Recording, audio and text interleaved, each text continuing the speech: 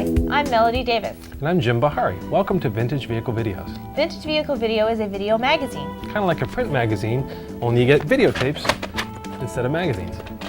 This tape's a sample of some of the things you'll see over the next year when you subscribe to Vintage Vehicle Videos. We go to car shows, swap meets, museums, auctions, salvage yards, and we also visit the garages of collectors like you. Our videos have an emphasis on antique, classic, and special interest cars and trucks, but we also include coverage of vintage motorcycles, tractors, airplanes, and trains. Well, let's look at some footage. My name is Ed Schoenthaler. I'm from Oak Brook, Illinois, and this is a 1919 Page. This was the prototype for a new series of cars. They were into performance, and what they wanted to do was set some world speed records. And on the other side, there's a seat that folds away. So this folds down, this folds on top, goes in just like a drawer.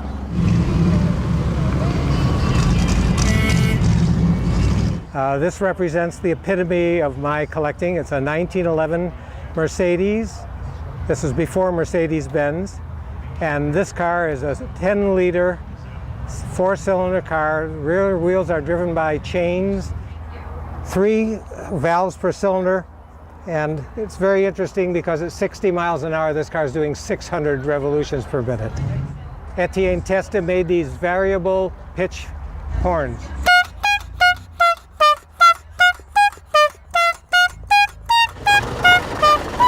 America was experiencing the Great Depression, and funds were even...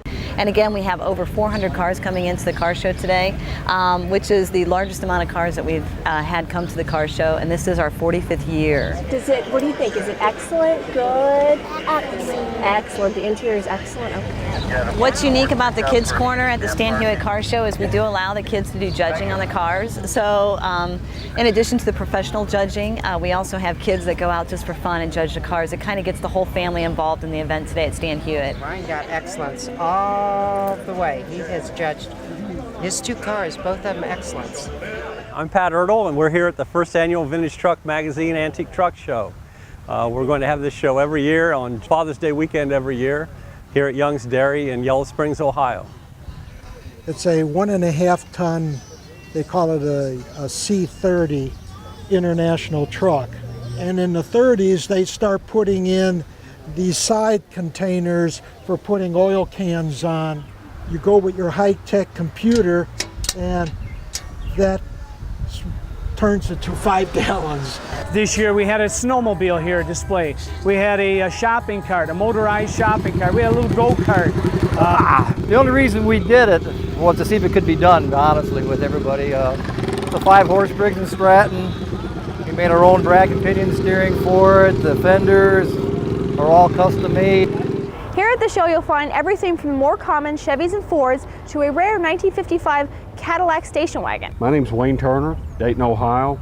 And what's kind of special, really, the most important thing historically is that they're the only wagons built that are Cadillac wagons that were really done with the factory's involvement. It's just absolutely an incredible, incredible car. It's a 33 Auburn, and it's strictly for fun. It's not a practical car.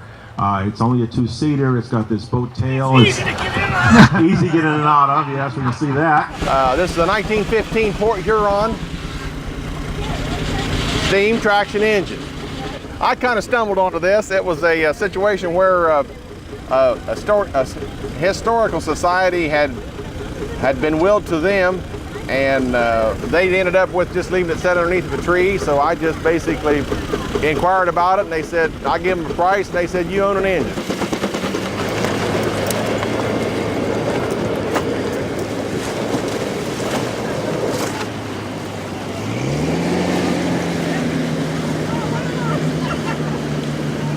You gotta learn in the Amphicar though, brakes don't work anymore. Speedometer quits working. Well, you do require to have your front bow lights and stern lights. That the side has the boat numbers on it.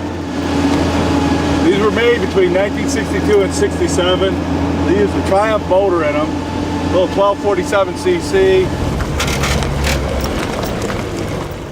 I've got 2,000 vehicles here, probably got a couple hundred of them that's in the 50s, 60s, another 200 or 300 early 70s. Now you're looking at the whole yard. Way back in the back, you'll find me with a 1957 Pontiac Super Chief. Behind me is a mid-60s Pontiac station wagon. Most of them start, got some in the teens, but most of them are in 30s, in the mid-30s, and then of course 40s, 50s, 60s, right on up through. They didn't come much bigger than this early 70s Cadillac. This row of cars has a lot of 60s and 70s vehicles in it, but every once in a while you'll find an old 30s or 40s. This old Plymouth still has its engine inside.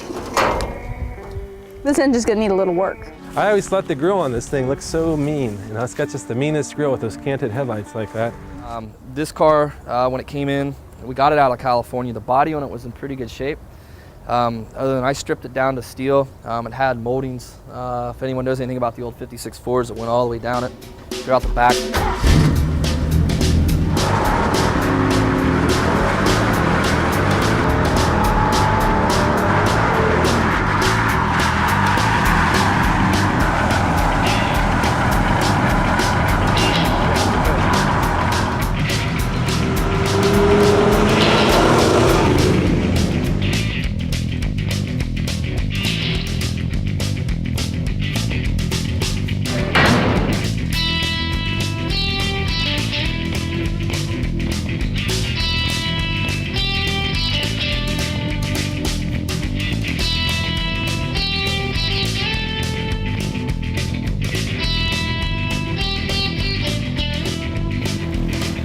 It's amazing the sort of things that went on in auto racing back in this era, where we have no roll cages. I'm in my fire suit. I'm going to be able to drive Steve's car. And now we're got a little extra added attraction here. We have this young lady with the video crew who has never driven a race car before, is going to get an opportunity now. And she's off and running.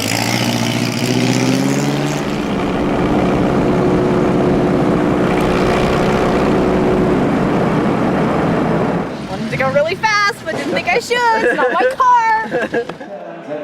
8700. It is a go there now. So now,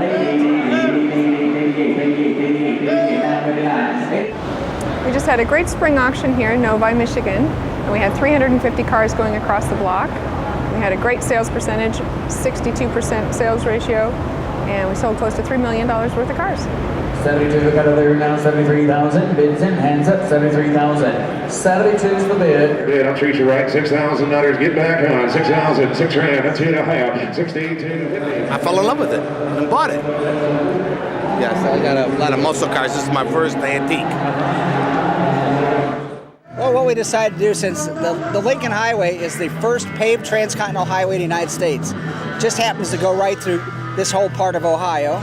And a lot of us have been doing car shows in the area for quite a while, so we thought it'd be great to combine them all in the same day with about a 30-mile cruise in between the 5 different shows. I'm Mac, and this is Chris, and we're from Wadsworth, Ohio. And what kind of car you have here? This is a 1908 Renault. And this was in a barn down there, and we called it the basket case because when we brought it back, we didn't have wheels that worked, we didn't have an engine that worked. We made many parts. It's called a pillarless hardtop. The unique part about a 58 Buick, they call them the Queen Mary of the highways. It's sort of like driving a battleship down the road. Hello and welcome to the Walter P. Chrysler Museum in Auburn Hills, Michigan. Just for fun, the Chrysler engineers turned that shape around and discovered to their amazement that if the car were headed backwards, it was significantly more aerodynamically efficient than if it was headed frontwards. This was a big revelation. And they moved that passenger forward in the new body design. So here it is. This is the Chrysler Airflow. It doesn't look so modern now because while the Airflow itself was not a commercial success, it set a new benchmark, just as Walter Chrysler foresaw, in how automobiles were designed. I'm often asked, what is the Automotive Hall of Fame? And the answer is quite simple. We're the Cooperstown of the automotive industry. You'll notice we have famous names, Sloan, Ford, Chrysler, Thomas Edison, Soichiro Honda. And we get about 30,000 to 40,000 visitors a year, and we certainly hope that you would also look forward to joining us. We'd love to have you visit us. This is our 1925 Pierce Arrow aluminum car. It's made out of aluminum. And this is our Liberty Mutual survival car number 1, built in 1957. This is our 1952 Wienermobile. These are some of our steam traction engines, and how they worked is this flywheel right here would have a big belt around it. It would be attached to a threshing machine. It was during the summer of 1903 that Packard started really advertising nationwide. They would be on the covers, or the back covers of different magazines to promote their vehicles. We try to have events here throughout the year that would interest other people besides the automobile enthusiast, and our Thunder of the Road show is one of those events. A nice little set of cars that we have right here are a set of 3 stainless steel vehicles made by Ford Motor in conjunction with Allegheny Ludlam Stainless Steel. The other part of Ipsy's auto history is the preservation of the world's last Hudson dealership, which we'll walk into in a minute. It's in the original garage. Since 1933, the records for the dealership go back to 1927 on every new car that was sold. This is a 1937 Terraplane manufactured by the Hudson Motor Car Company. The Terraplane was Hudson's low-priced entry.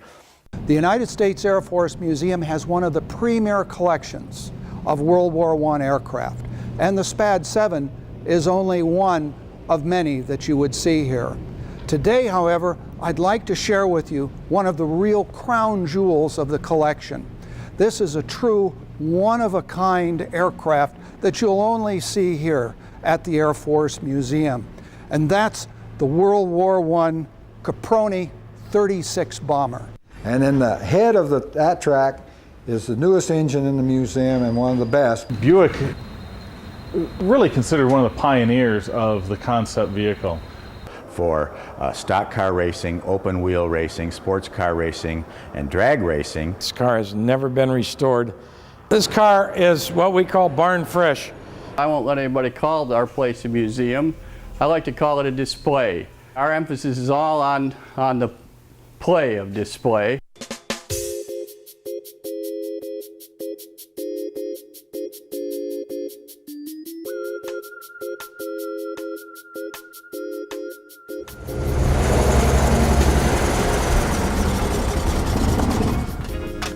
Now what you're about to see here is a 2-hour sample tape. You'll see a lot of short 2-minute clips about a variety of subjects that you'll see whenever you subscribe to Vintage Vehicle Videos. An actual issue of Vintage Vehicle Videos would have longer, more in-depth stories, each one maybe 5 minutes to 20 minutes long, with some contact information at the end, more in depth than what you're going to see in this tape. One more thing, if you were thinking of subscribing to Vintage Vehicle Videos, please subscribe now. Now is the time when we need your support so we have funds to go out there and tape all of those shows. If you like this tape but weren't sure you want to subscribe now, please help us out by passing this tape along to somebody else who loves old cars. We really appreciate anything you can do to help us get the word out about Vintage Vehicle Videos.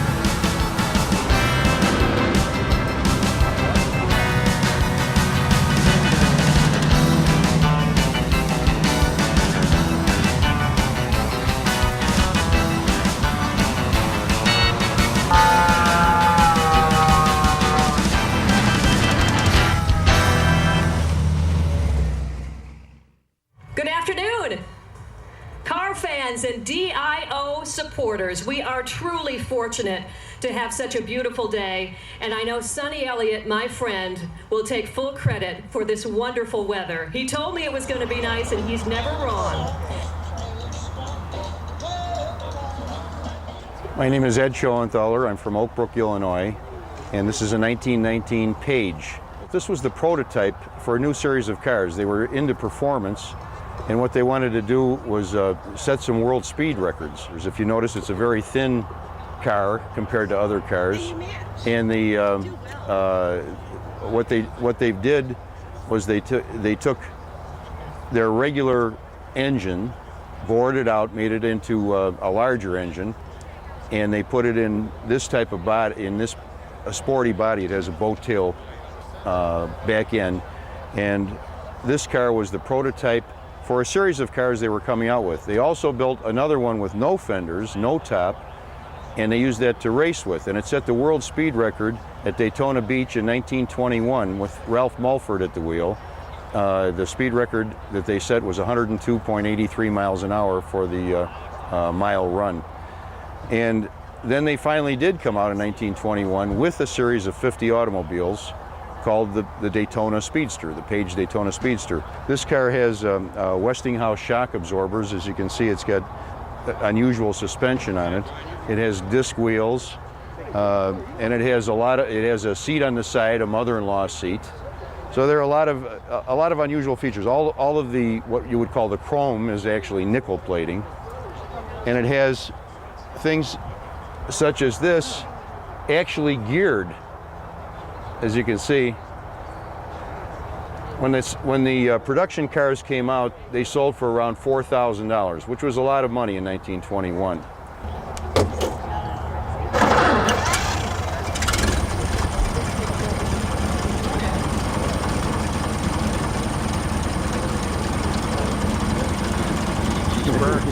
As you can see, it runs pretty good too. This is a golf club compartment, by the way. And on the other side, there's a seat that folds away.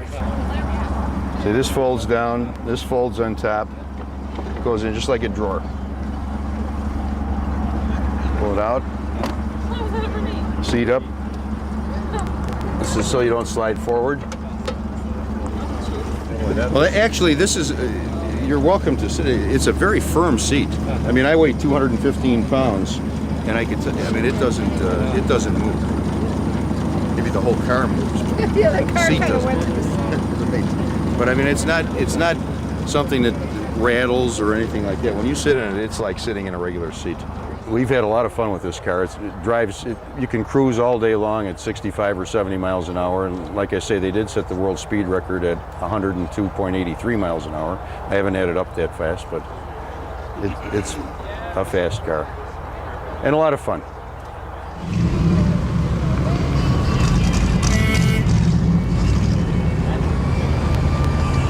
Okay, I'm Scott Isquick.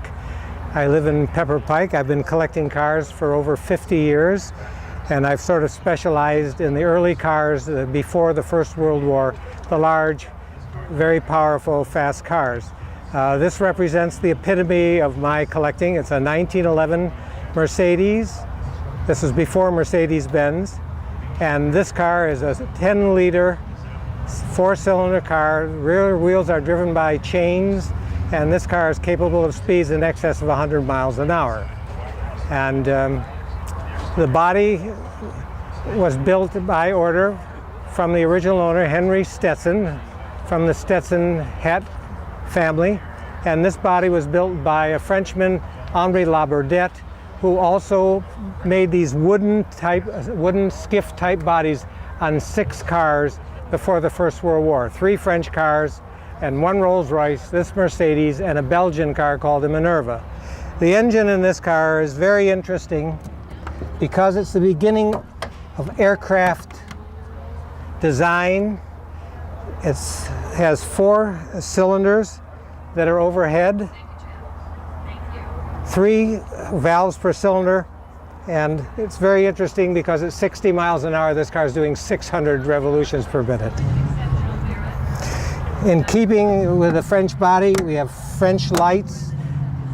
There's no electricity in this car. The lights is acetylene gas. The water goes in a tank that drops on calcium carbide, and perhaps you remember the miners' caps that had the little lights. Those were carbide lights. So these lights make a very bright white flame. Horn is also a French product. Etienne Testa made these variable pitch horns.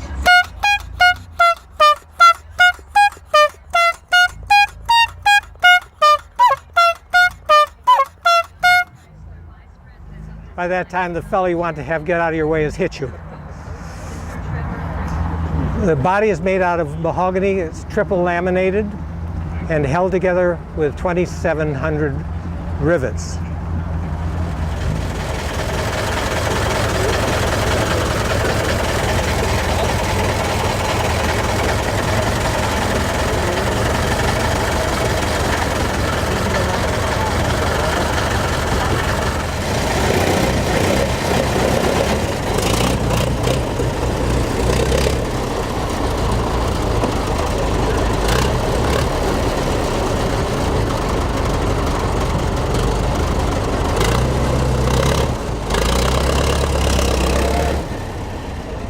Some of Europe's automakers offered special models that emulated the styling and spirit of these cars, but at a much more affordable price. The winner is a 1911 Mercedes 90 horsepower Skiff Henri Labordette. The owner is Mr. B. Scott Isquick from Pepper Pike, Ohio. Congratulations. It's just incredibly hard to separate the interior from the exterior, or just to get past the exterior on this car. I mean, it's just the details on it is just marvelous and magnificent. Labordette was actually a builder that built also boats, so you can see the parallel between the boat building skills and the architecture of this automobile. This was a very early example. In 1911, styling was very took a back seat to just the overall functionality, so it had to be a very expensive car where styling became an issue. Yes, this car sold new to Henry Stetson of the Stetson hat family for $18,000. We've had it up to 115 miles an hour on a chassis dynamometer. It's a 600 cubic inch, 3 valves per cylinder, double chain drive with 3 separate braking systems, which you need. It's just an incredible example, and again, although it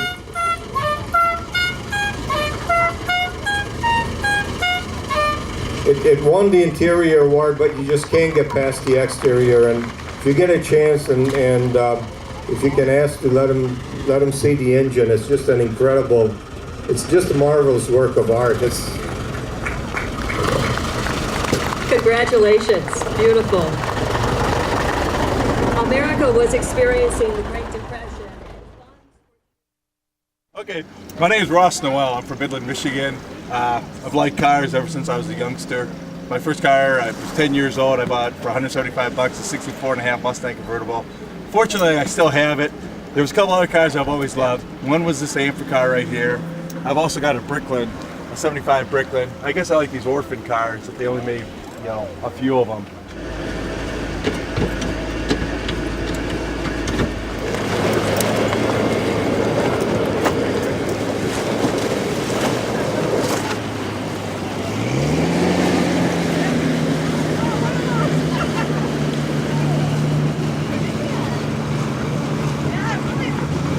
So you use the regular steering wheel, and now I'm going to put us in the forward.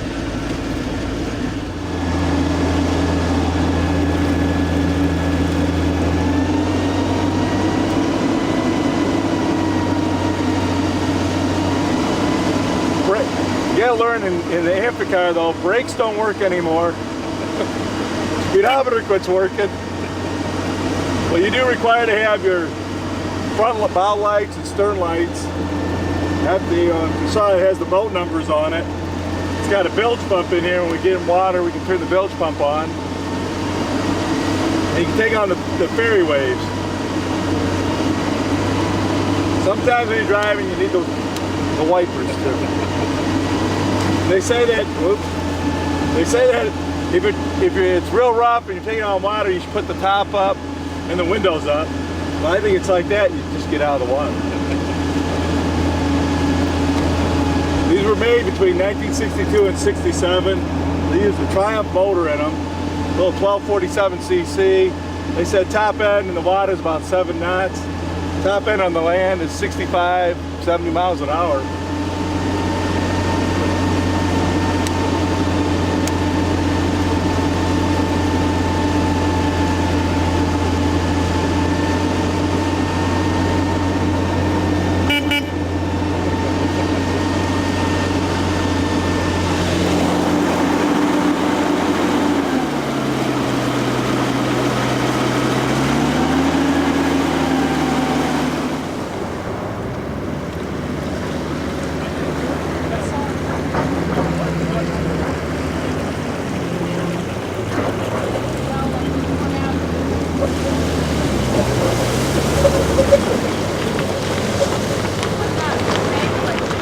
Three most important things when you take this out is you make sure you latch your, you latch your doors, you tighten down your hood and your trunk here, and make sure there's a bilge plug. I guess it's your bilge plug.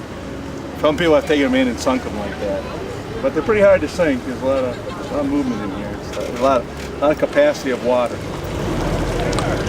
Make it noisy, buddy.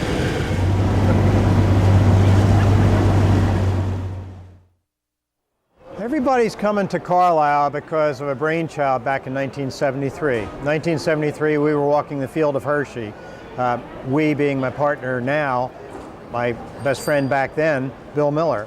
And we got to thinking about solving a problem. And the problem was I had a 54 Corvette that really wasn't acknowledged as a collector car back then by the powers that be at Hershey. So thought, well, gee whiz, cars of the 50s and 60s are our love. We were in our late 30s at the time, and made a lot of sense to start up a show for that interest, and that's what we did. We went all over central Pennsylvania. We went a week ahead of Hershey. We came to Carlisle in 1974, and we never looked back. It's just grown since then.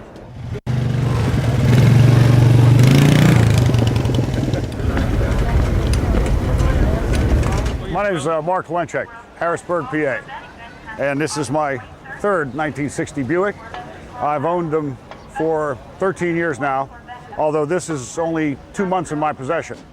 And the styling cues of the 50s Buick that continued through the 1970s were a diagonal line that ran along the side of the car, usually high in the front, of course, and low in the back. And another Buick styling cue beginning in the late 1940s were the so-called ventiports. They were circular initially and actually looked functional.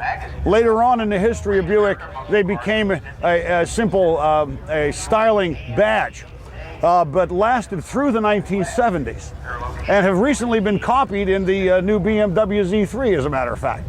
But these cars also have a beautiful line where the chrome on the windshield sweeps around and follows the fin all the way back and around to the back license plate.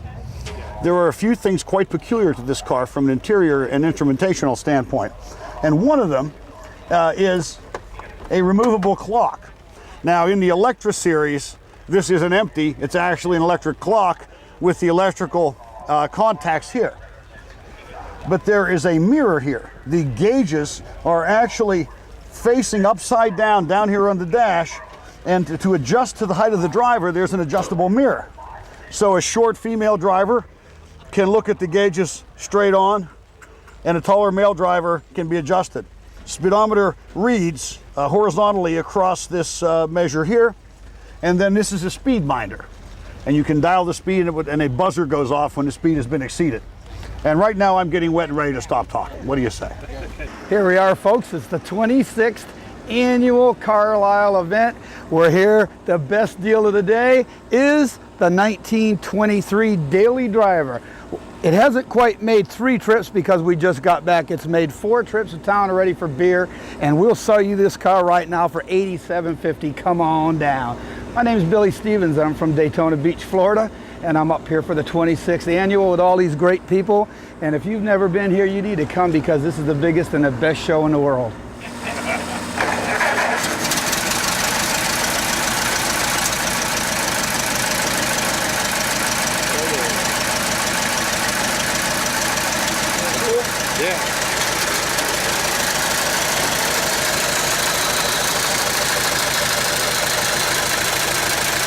Hi, my name is Bill Ashton. I'm from Youngstown, Ohio. This is a 46 Mercury convertible. It has a 350 Chevy in it, 350 turbo transmission. It has a Chevy rear end in it. It's got a Downs front end underneath of it.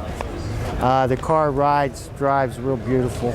You know, you can cruise this car down a highway 65, 70 miles an hour within it, no problems.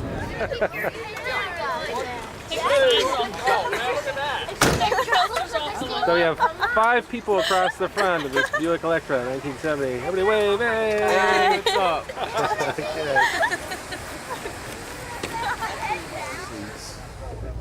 There isn't much the car hasn't had. Probably deluxe steering wheel would be another option, and running lights.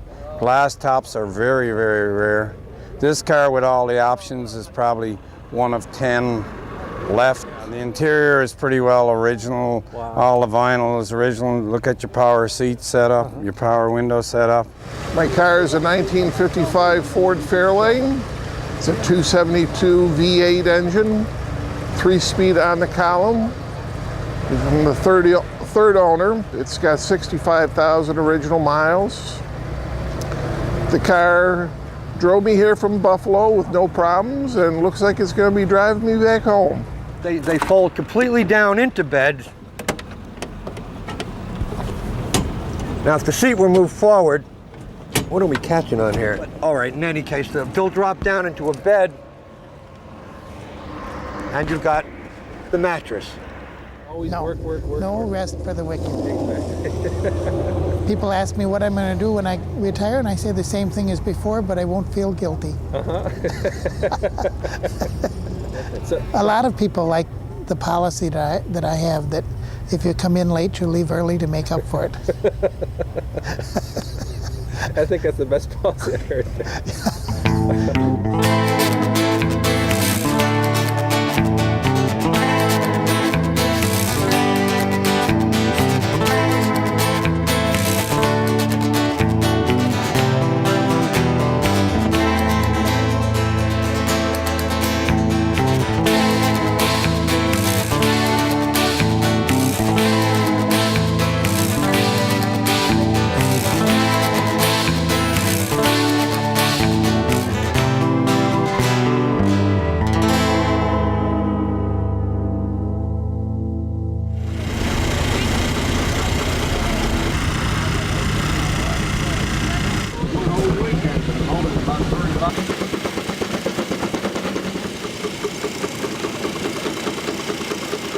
My name's Robbie Roll.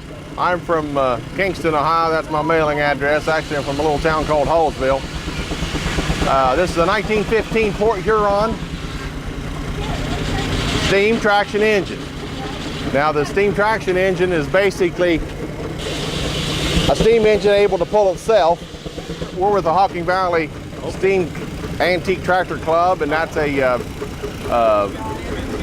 it's just a club. Of course, each person owns their own thing. So Mr. Rubel owns a sawmill, I own the steam engine. I kind of stumbled onto this. It was a situation where a historical society had been willed to them, and they ended up with just leaving it set underneath of a tree. So I just basically inquired about it, and they said, I give them a price, and they said, you own an engine. So.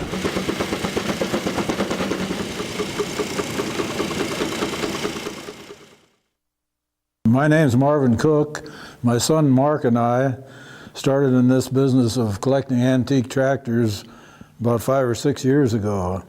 I'm not sure why we started, but I guess we just liked tractors from all our years in the farming business. This is an Alice Chalmers D10. That was one of the early tractors in the D series. It was made in 57. And according to the serial numbers, it's the 11th D10 that was made. And it seems like a lot of collectors are trying to find D10 tractors, and they are bringing a premium price right now.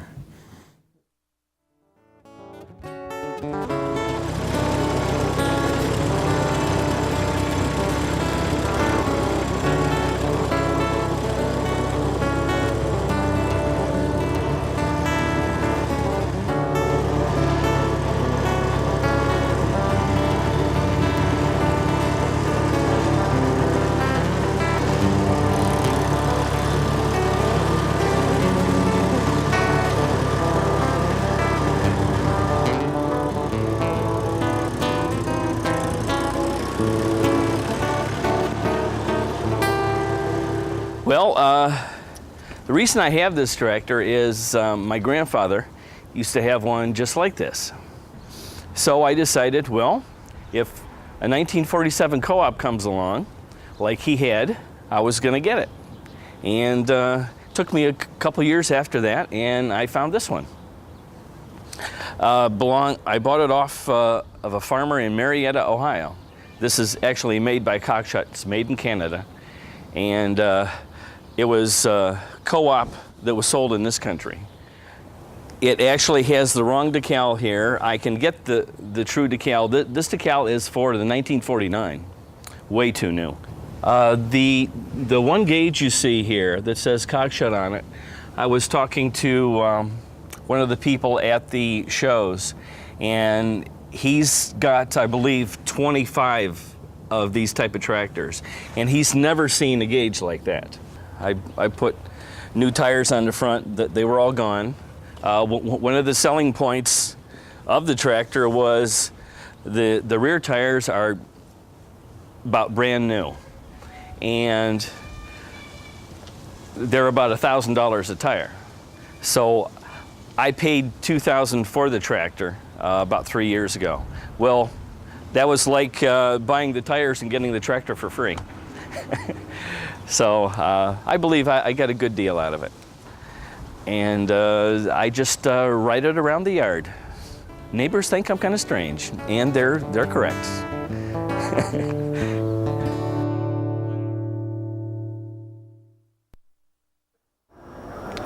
Hi, my name is Ron Watson. I am the president of the Motorsports Hall of Fame of America, located in Novi, Michigan, just outside of Detroit. This is a national Hall of Fame for all of motorsports. And what is unique about this Hall of Fame is that it covers all motorized vehicles. Not only do we commemorate, and we have special categories in which we induct people for stock car racing, open wheel racing, sports car racing, and drag racing, we also commemorate motorized vehicles in the air and in the water, power boats, air racing. We also have an at-large category and a motorcycle category.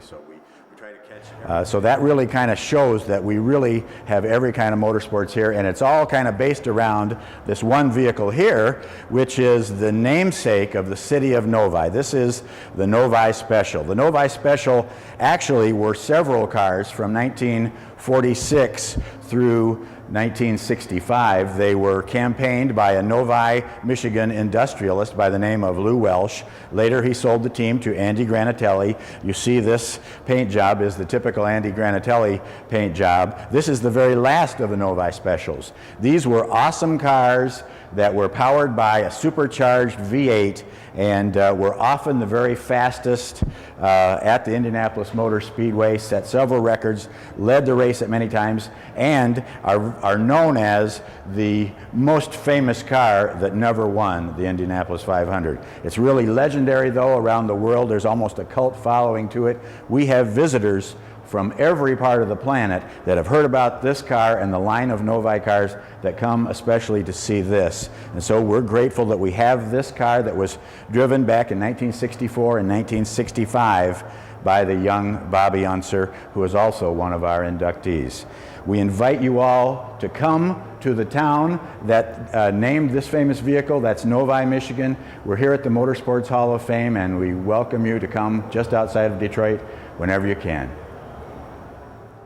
Welcome to the Antique Auto Racing Association. Come take a ride with me.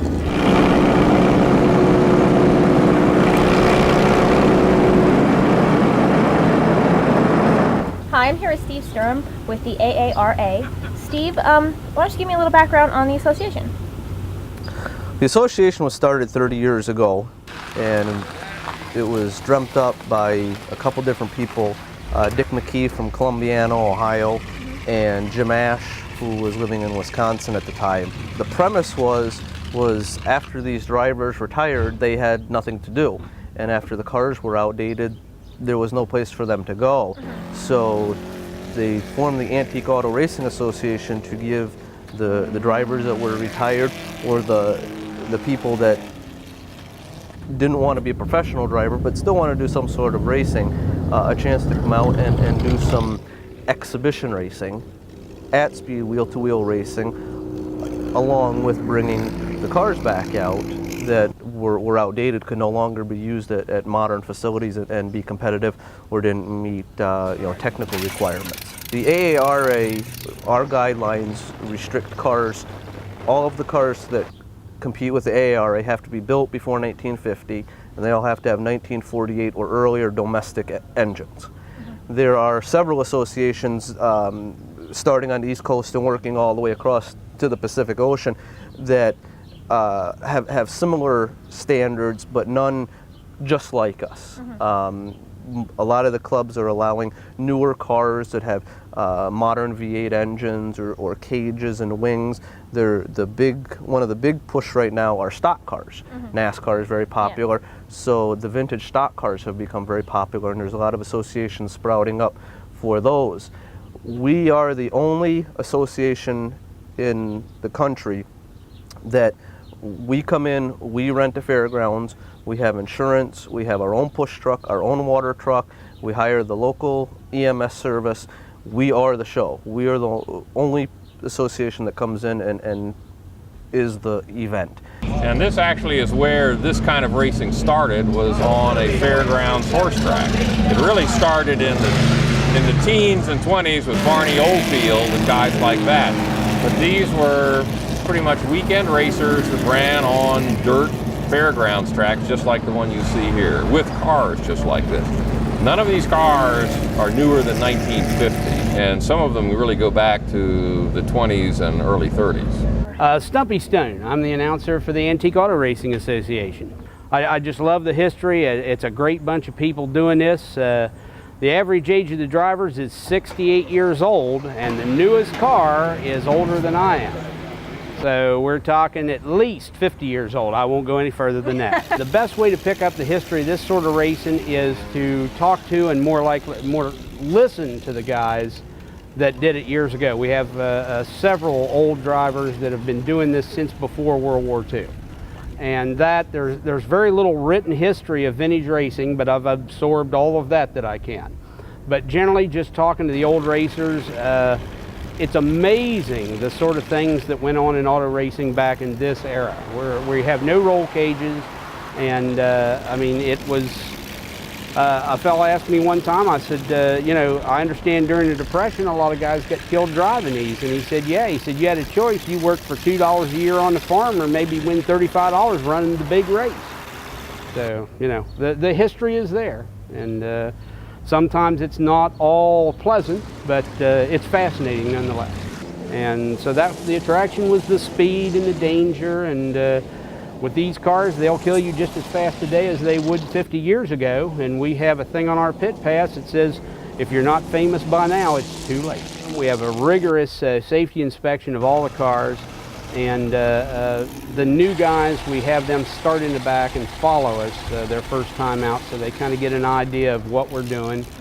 Drivers meeting before every day's racing. Everybody is just being very careful, because this thing could be gone in a heartbeat.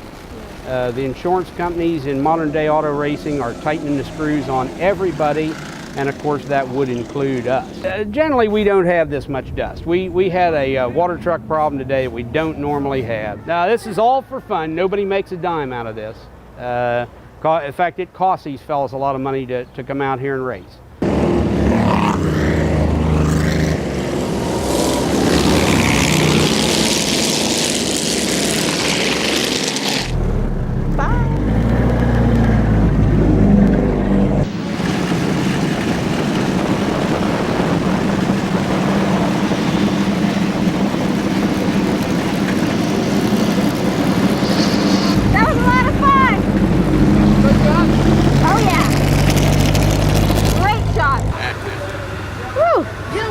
We needed a before and after, you know. Before she was clean. Now we got Now to not so clean. I'm spitting out half the racetrack. And just think what else races here. Horses. Nice! Beautiful. It was a lot of fun riding. It was a lot of fun. Dusty, isn't it? Yes, it's very dusty, but I ate like a pound of dirt. But other than that, it was a lot of fun. Well, the old-time race drivers, they were out there eating as much dirt and gravel as they could. If you talk to some of the old-time race drivers, they raced in t-shirts and their arms were just covered with scratches and pits from the rocks flying up. Yeah. These guys were going a lot faster than we were. I'm my fire suit. I'm going to be able to drive Steve's car. And now we got a little extra added attraction here. We have this young lady with the video crew who has never driven a race car before, is going to get an opportunity now. And she's off and running.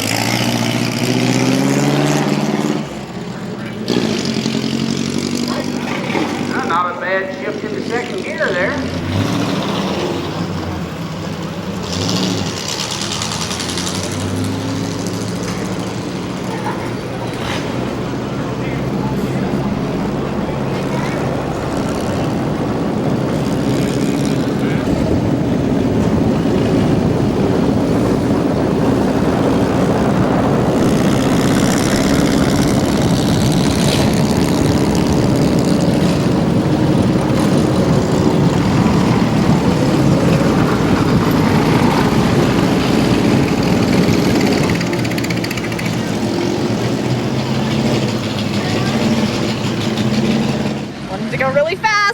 I should. It's not my car. Definitely addictive. Fun sport. Everyone should definitely try it. 8,700. It is a good there now. So now 89. Here we are with Twyla Grimsley at RM Classics String Classic Car Auction, and it's April 28, 2002. We're at the Novi Expo Center. And Twyla, tell us a little bit about the event. How many days it? How many cars go through? We just had a great spring auction here in Novi, Michigan, and we had 350 cars going across the block. We had a great sales percentage, 62% sales ratio, and we sold close to $3 million worth of cars. 72, we got a there now, 73,000. Bids in, hands up, 73,000. 72 is the bid. Who gives 73,000? 72 now 3. I've got 72 now, 73, 3, 3, 73, 73. 55, look at Sarah Hanser, 5750, look at $6,000 there. $6,000 ready your time, look at $6,000 there, look at $6,000 you want it. 6,000, I took 57 and a half, $6,000 bid, I'll treat you right, $6,000, get back on, 6,000, $6,000, that's 2.5, 62.50. I fell in love with it and bought it. Yes, I got a lot of muscle cars. This is my first antique.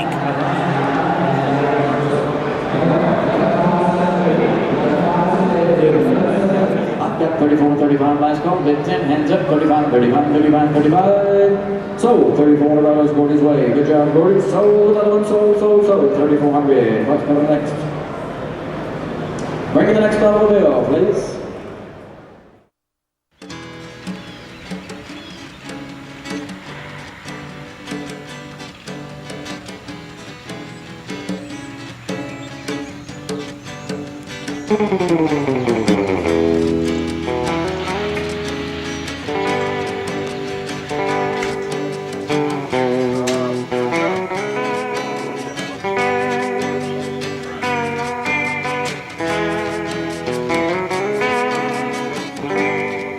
Hi, I'm here with Paul Baker at All City Auto Wrecking. Paul, how long have you been here? 25 years. 25 years? In the same spot? Uh-huh. I noticed that you're one of the only salvage yards in Columbus that has older vehicles. Do you have a lot of them? I've got 2,000 vehicles here, probably got a couple hundred of them that's in the 50s, 60s, another 200 or 300 early 70s. Now you're looking at the whole yard. Way back in the back, you'll find me with a 1957 Pontiac Super Chief. Behind me is a mid-60s Pontiac station wagon. Here we are with the 38 Buick, not much left of it. Back behind me is an old 58 Ford station wagon. Here I am standing on an old tire in the middle of a bunch of 1950s cars. Right here we have a old Ford with, it happens to have a 1973-74 parking pass from Ohio State University on it. Next to me we have a Nash. Behind the Nash we have a Hudson. And then next to the Hudson we have a Lincoln Continental. Beyond that we have a Pontiac. Hi, I'm here with Bill Warner with Warner Auto Sales. Bill, how long have you been in the business in this area? Well, I was born and raised here, so be 46 years. And my dad started right after the war and started in the old schoolhouse and started doing mechanic work and then would buy cars to get parts, and pretty soon he looked out back and he had more cars, and so he just continued on in the wrecking business. Give me a little bit of background and a little history on kind of what cars you have back here. Most of them got some in the teens, but most of them are in 30s, in the mid 30s, and then of course 40s, 50s, 60s, right on up through. Got a little bit of everything as far as Chrysler and Fords and Chevys, Packards, Studebakers, you know, some of the old cars in Hudsons that you ain't seen for a while. So we have a little bit of everything. Bill, I also wanted to ask you, how many vehicles do you have back there? We have approximately about 2,500 vehicles in stock. Okay, do you have just a lot of parts, or do you have vehicles that you can restore? We do both, sell mostly parts, but occasionally you'll sell cars people take out to restore and stuff. Like these here, we got a few here that's restorable. Down through here, Chrysler, Mustangs, and some old Chevys and stuff. So that's runnable, restorable vehicles, shaped up.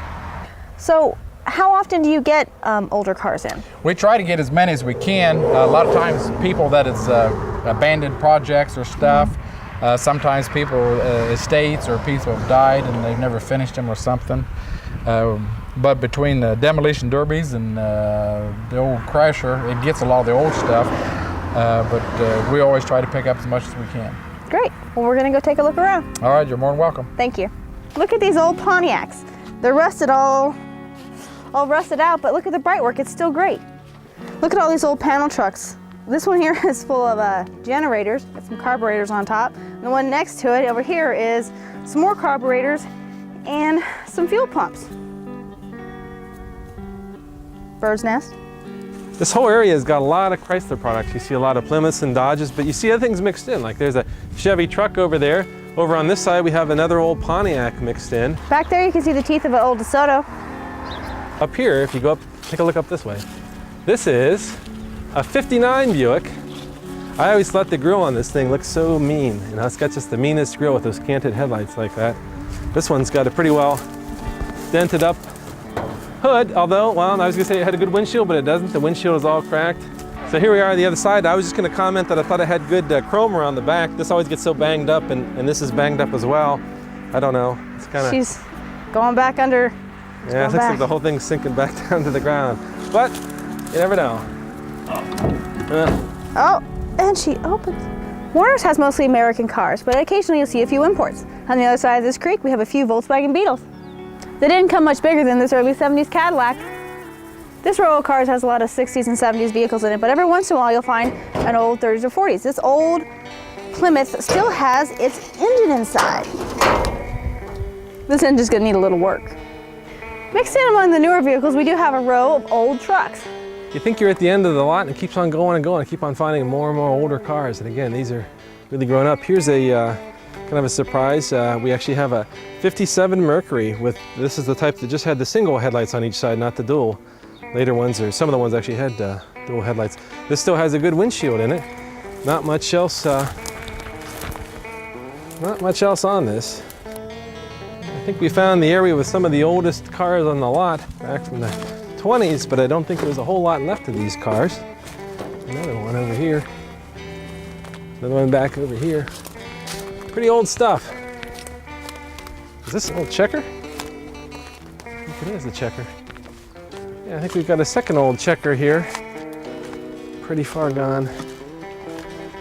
But hate to see it. Here's another one. Oh, look at this. Oh, there's a bunch of Checkers here. Here's one right here. Brush is just taking over the inside of this, just totally full of brush. It's gone back to nature.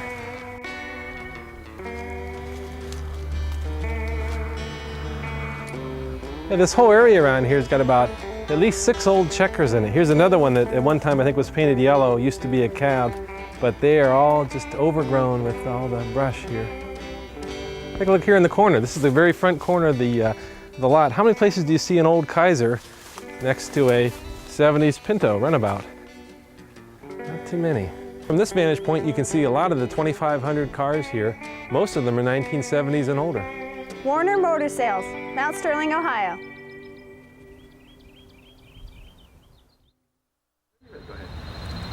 Hi, my name is Jeff Taylor. I'm Curator of Collections here at the Sloan Museum.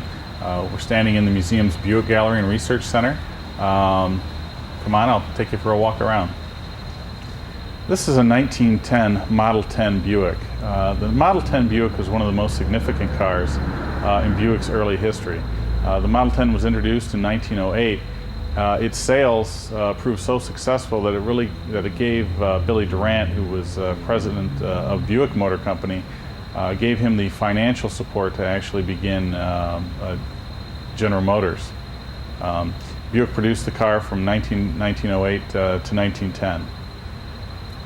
This is the Buick Silver Arrow, which is not really a concept car in the sense that it predates the production of the Rivieras. It actually is a stock Riviera, 63 Riviera, that has been modified. Bill Mitchell, who was GM's chief of design at that time and oversaw the Riviera production, took a production Riviera and modified it to sort of fit his own personal taste. Buick really considered one of the pioneers of the concept vehicle with the Y-Job in 1938 and with this car, which is a 1951 XP300. It had hydraulic jacks inside, built in the car, so if you got a flat tire, you just flipped a button, the car actually raised itself up. But even though it was built by an engineer, it still has some great features. The museum also has in its collection a number of really great trucks. The Randolph truck with its solid rubber tires is a beautiful piece, very tough on your toes though if you ever get run over. The Flint truck, and of course the Sampson truck. Some great early examples of trucks. And one of our newest pieces, and really one of the best trucks in the collection, is our Chevrolet cab-over engine truck. So I hope that if you're ever in the mid-Michigan area, you take the opportunity to stop by the Sloan Museum and see some of the changes that we have going on here. We're standing here with Kevin Dirth of the United Ford Owners. Kevin, tell us a little bit about the event you have going on here today. Well, this is our second annual Cruise-In for Children here at Quaker State.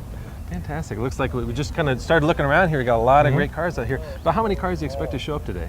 So far, and the registration's still open, we've got 200 cars. And our club, we're doing the judging. And as anyone that's involved with old cars knows, judging can be a no-win situation, but we've got it set up as fairly as we think is possible. We're judging here, although we've got a point system, we're judging on detail and cleanliness and basically attention to detail and those kind of things, rather than originality and so forth. So it's hard to fit every type of car into a show like this, but I think we're pulling it off pretty good.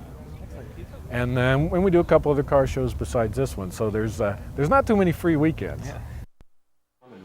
Don Rennebarger. I'm from Reynoldsburg, Ohio. I am completely restoring a 1957 Thunderbird. The engine has been completely taken apart, repainted, new freeze-out plugs. I replaced all the steel bolts with stainless steel so they won't rust. And the car frame has been dipped and it has been completely painted 3 times.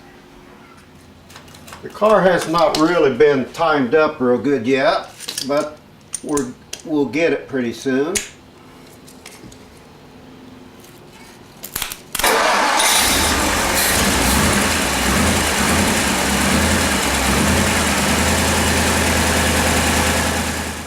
Got the gauges and everything on there. This here dash comes, the only way I could get it was blue, and I had to dye it and repaint it black. Almost like brand new. We got our own sandblaster. Got this rust-free door from California. The other door had been hit and was sprung, so we went and got another door. Inside the motor will be sprayed, and the undercarriage will be completely sprayed before it is put on. You can see we still got a long ways to go.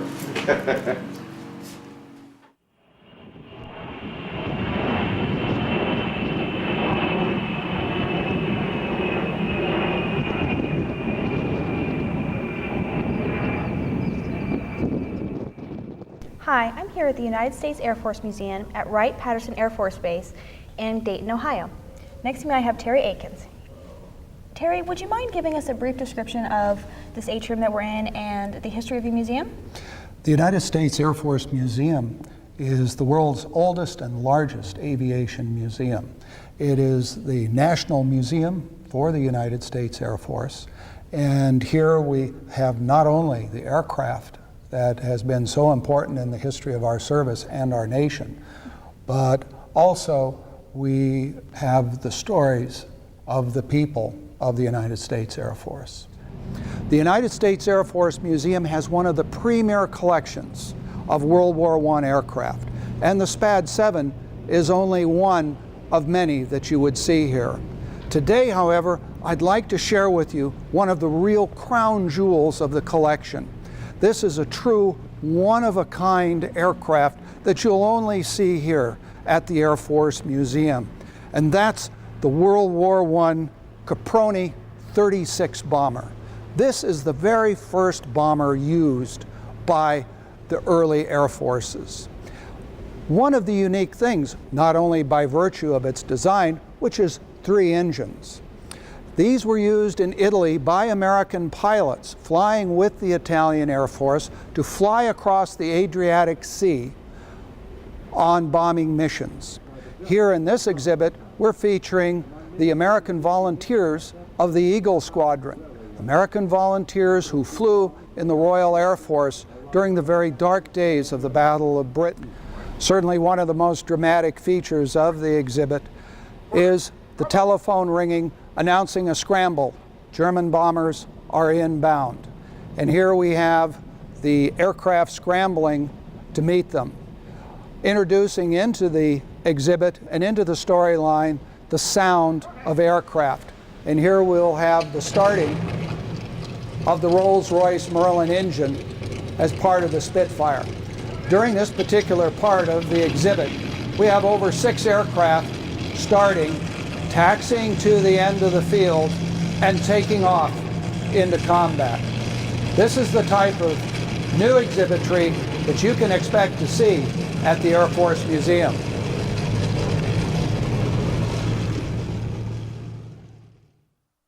Hello, I'm Gary Pilger. I'm the operations manager here at the Canton Classic Car Museum. This car is what we call barn fresh, and I love to show people this car to see what a restorer sometimes is faced with in the restoration process. This is a 1914 Benham. It came right from Canton, Ohio at Myers Lake. It's been in one family since it was new, and they donated it to the museum. Okay, we've probably all seen one of these cars before. If you think about it, it's a 1907 Renault town car, very similar to the car that was used in the Titanic movie. I think just about everyone's seen the movie. Some of these cars, they didn't change body style much, and there are some on the bottom of the ocean on the Titanic. They were shipped from England and they were coming to the United States. These were the limousines of their day. This is what's really unique about this car is it belonged to the President of Chile. It's very low mileage, original. This car has never been restored, with the exception, I would guess, that the seats have been redone in the front, but they definitely have not been done in the back. And that's the original cloth interior. The window, of course, comes down on the front there, and my lady would drive in the back and speak to the driver through that horn. And there's just time, turn right, pull over, you know, that sort of thing. You want to stop at the millinery shop or whatever. And it's just a beautiful car and in fantastic condition when you consider its age. approaching 100 years in the next 5 years, so it's 95 years old. Hi, I'm Alan Unrein, manager of the Crawford Auto Aviation Collection. We have approximately 190 automobiles in the collection. This is our 1932 Peerless, which is the flagship of our collection. It's the last car produced in Cleveland, Ohio, and it's a prototype, the only one in existence that we got directly from the factory. It's made entirely out of aluminum, and the frame itself only weighs 150 pounds. It has a V16 engine. There's no other car like it. Hi, my name is Chris Dawson. I am one of the curators here at the Crawford Museum, and we'd like to show you some of our new acquisitions that have come in the last year or so. And what I'm standing in front of right now is a gorgeous 1959 Chevy Impala. And this actually came from one of our volunteers. A gentleman, his name is Kenny King. His father was actually a very famous restaurant chain owner here in Cleveland. And Mr. King is a car lover, and he became one of our volunteers and helped us work on our collection. And one day he just came in and asked if we'd like his Impala. As you can see, it's a gorgeous car. It's got factory air conditioning. Body's in beautiful condition, the engine's in beautiful condition, and it's just really one of the nicest cars we've gotten in a long time. A nice little set of cars that we have right here are a set of 3 stainless steel vehicles made by Ford Motor in conjunction with Allegheny Ludlam stainless steel. The first actually is this 1936 Ford, and this was built as a promotional tool. The stainless steel came from Allegheny Ludlam, and Ford produced the vehicles, and they were given to Allegheny Ludlam salesmen in places like Detroit, Cleveland, Chicago, New York, and they would drive these around all over the place, advertising their product by what they drove. The cars are very robust, except for the fact that the undercarriage is still made with regular carbon steel, so they had the problem of literally the floorboards would rot away, the engines had to be replaced frequently because they put hundreds of thousands of miles on these. But as you can see, the stainless steel body is still in a remarkably wonderful condition. We really don't have to do much to keep it clean. And actually, by the time of World War II, they kind of got away from this, and Allegheny Ludlam actually let the cars go. After the war in the 1950s, Allegheny Ludlam realized that they had a really great PR opportunity with these vehicles. So they actually tried to search them out. And they were only able to find about 4 of the original vehicles. Several had been scrapped during the war as part of a war bond drive. But they decided to try again, and in 1960, they created 2 Thunderbirds with stainless steel bodies. And then in 1966, again, they combined with Ford and created 1966 Lincoln Continentals. So the Crawford Museum is actually the only museum in the country that has a complete set of the 3.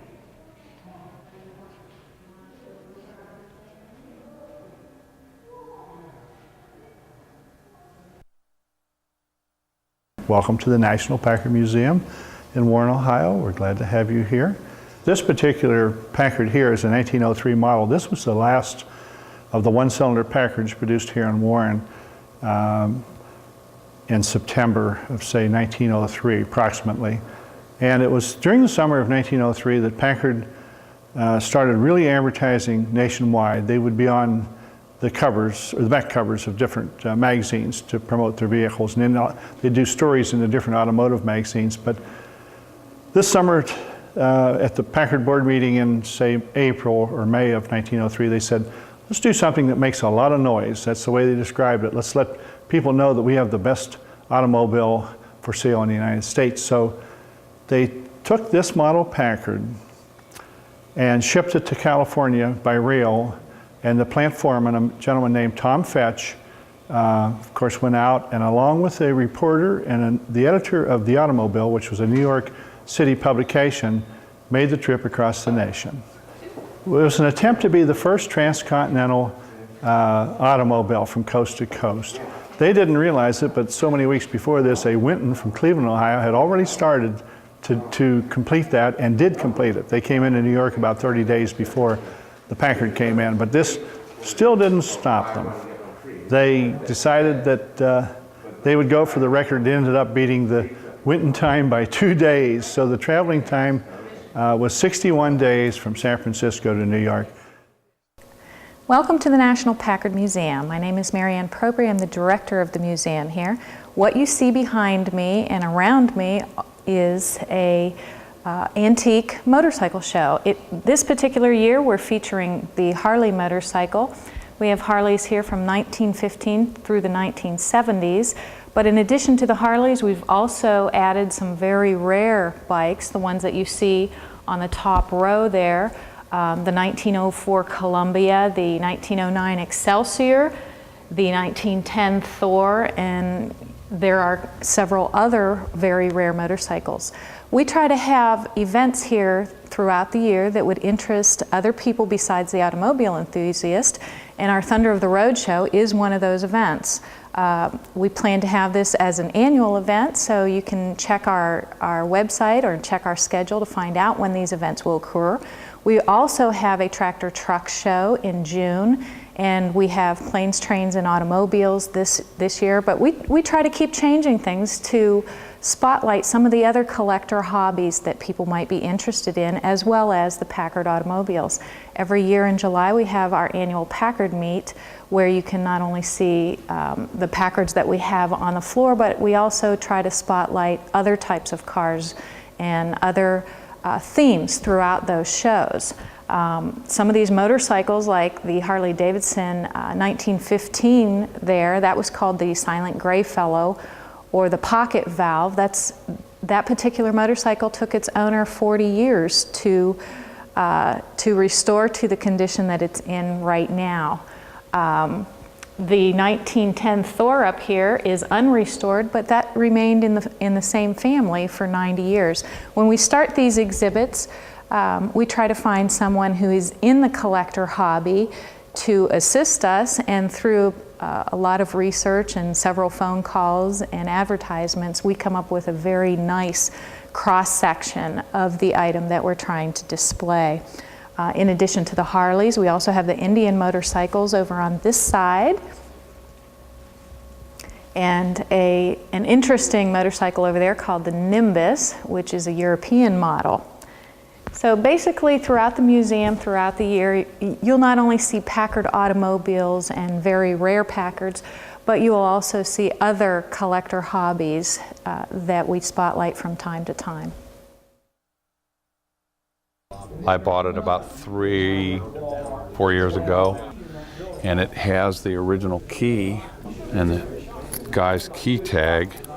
In 1931, when this car was new, a standard two-door was about $475 or so, and this car was $8 1/4.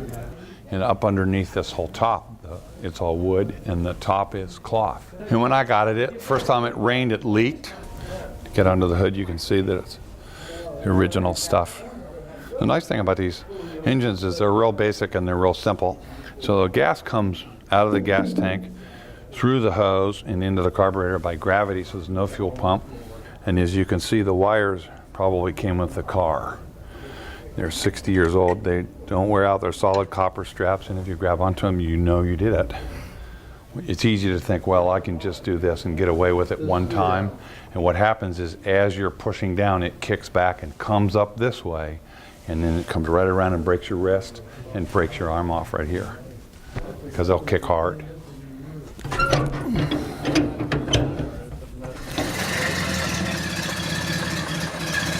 Start right up. I found back roads to everywhere. Sometimes it takes a little longer, but it doesn't matter.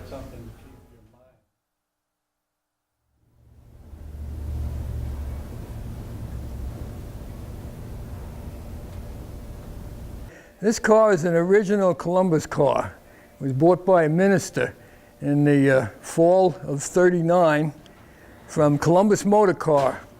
And mechanically, it's all original. All the sheet metal and all the chrome on it is original. All this upholstery and everything's original.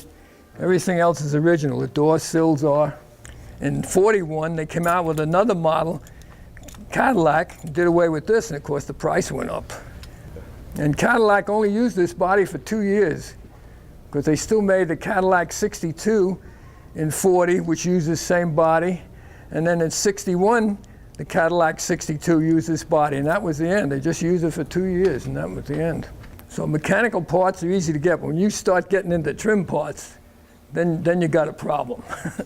So I learned a lot about the car, taking it apart and scraping it off and so forth.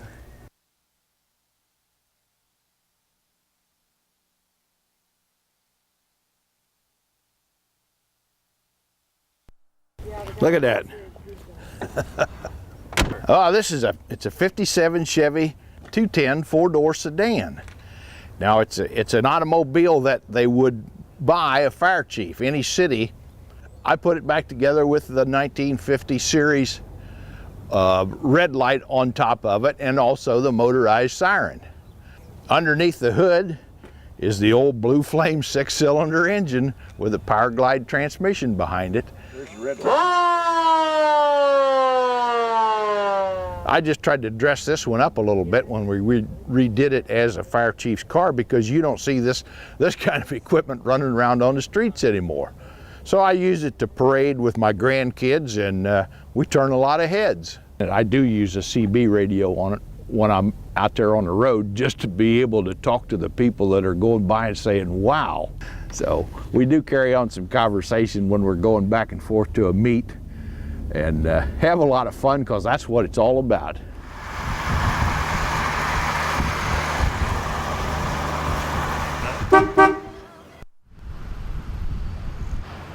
Well, I'm Bill Henry, and this is my 1912 Ford. It's a Model T. It's a Columbus car. I've had it longer than the first guy. I got it in 1952. And I drove the thing to school, Ohio State, drove it to work every night and worked on it. And this was also the last year that had all the brass. It's got the brass windshield, the brass speedometer, spider, and all the lights are total brass. But to start this thing in the cold weather, you really have to jack up the rear wheel, because it's a planetary type transmission, and it has a foot pedal type operation. You have 3 pedals, and all of those operate a planetary gear in the transmission. The one on this side is the clutch, and as you push down on that, the car goes forward. It's like letting out on a clutch for any stick shift. And when you push in, it engages, but you want to make sure you don't hold it with your thumb out. That's what causes broken arms. You grasp it like that, so if it kicks back, it'll fly out of your hand. And you pull this out, which is a choke, to prime it, and you pull it through a couple times, and hopefully it starts. It's probably got enough, so I'll try it this way.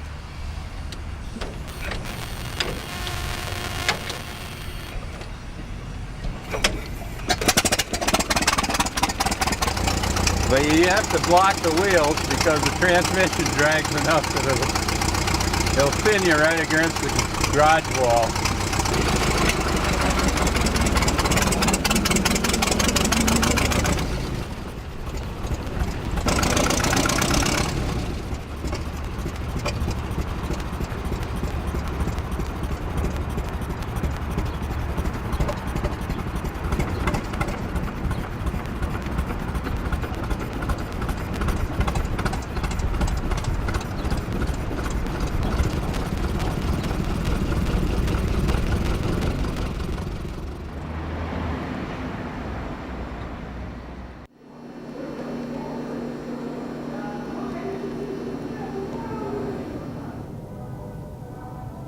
Hello, I'm Jeff Leestma, President of the Automotive Hall of Fame.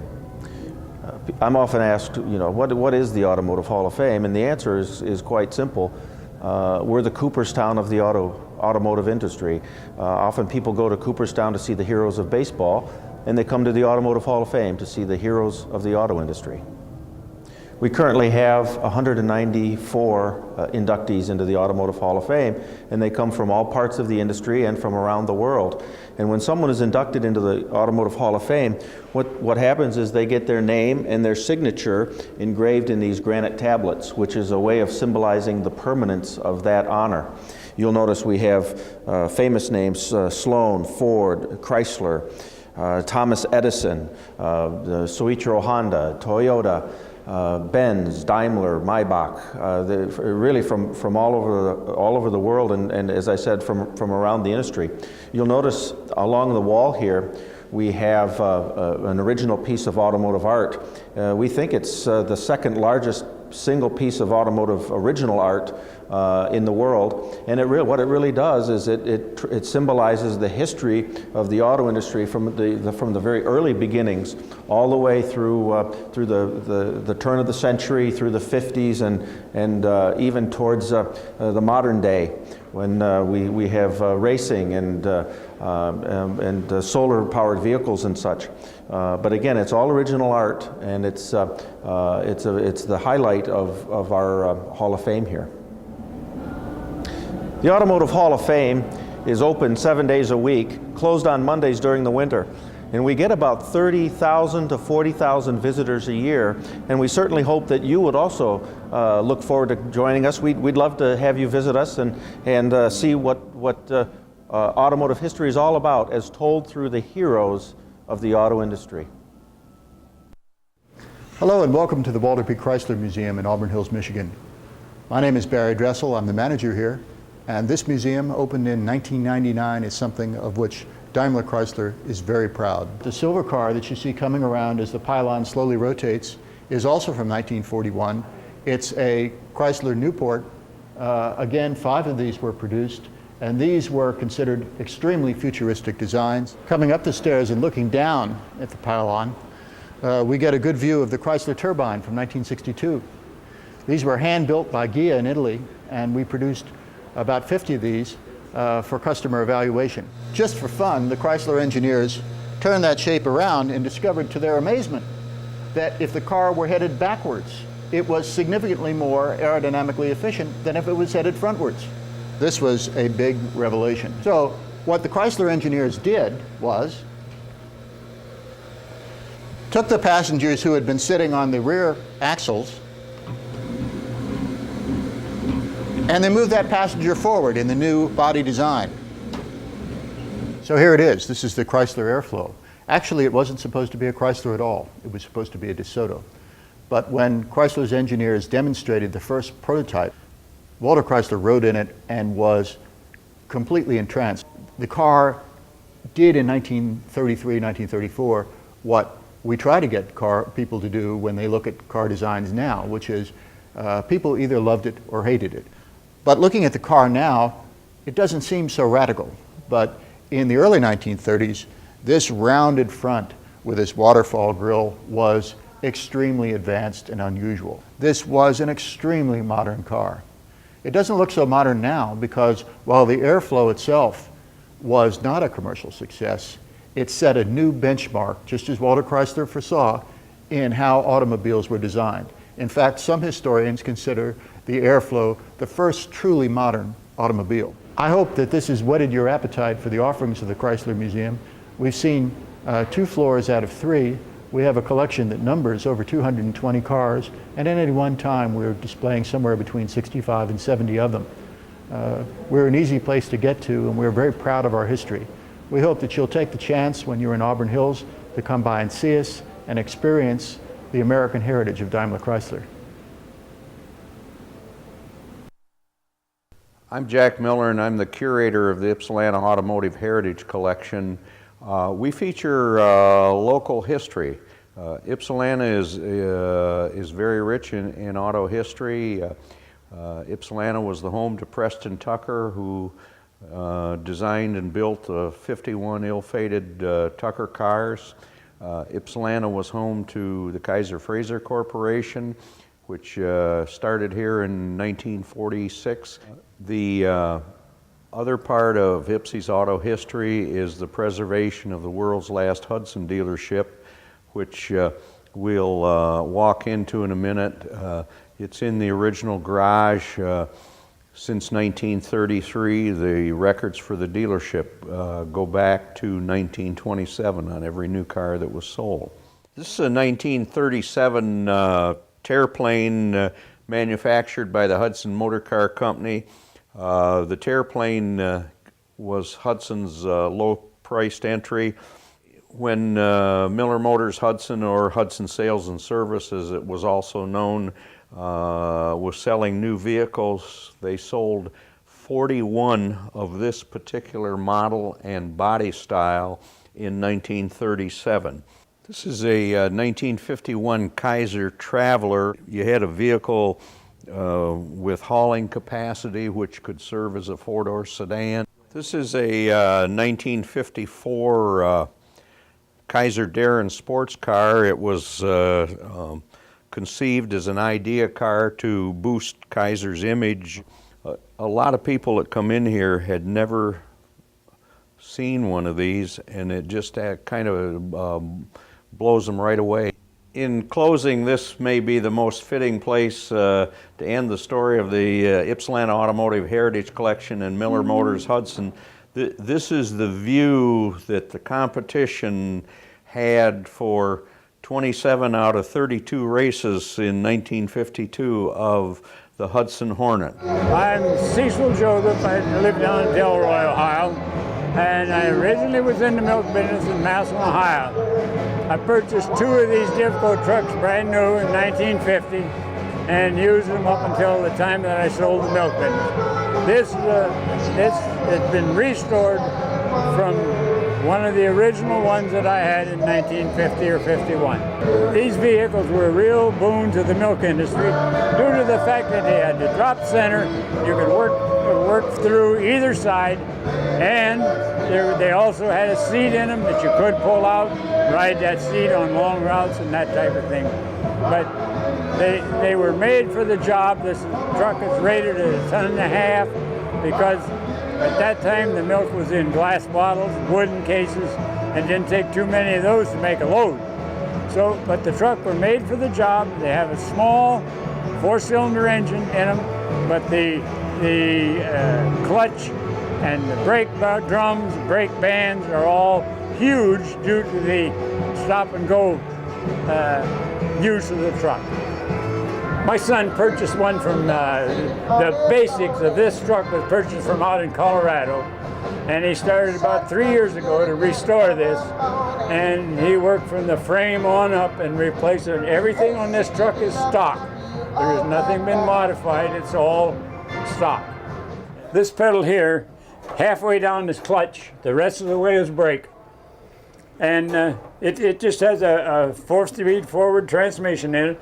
This is a hand brake because to use the foot brake you had to throw the clutch out. Now if you use the hand brake then you could leave the engine helping hold you back. This is a picture of my son, the one that restored this vehicle. I had this put on my trucks when I was in the milk business, part of the ad. I'm here with Bob Lichty, who's the director of the Canton Classic Car Museum. And today we have not only the car show going on, but we also have the Lincoln Highway Cruise. Tell us a little bit about what you have going on. Well, what we decided to do, since the Lincoln Highway is the first paved transcontinental highway in the United States, just happens to go right through this whole part of Ohio. And a lot of us have been doing car shows in the area for quite a while, so we thought it'd be great to combine them all in the same day with about a 30-mile cruise in between the 5 different shows. So that's what we did. And the people can come and go all day long, pick up a dash plaque at each show. The plaques interlock so they can make a bigger plaque, and kind of encourage them to get the cars out and have them moving around so you can enjoy the sight and the sound and the smell of them as well as just to see them.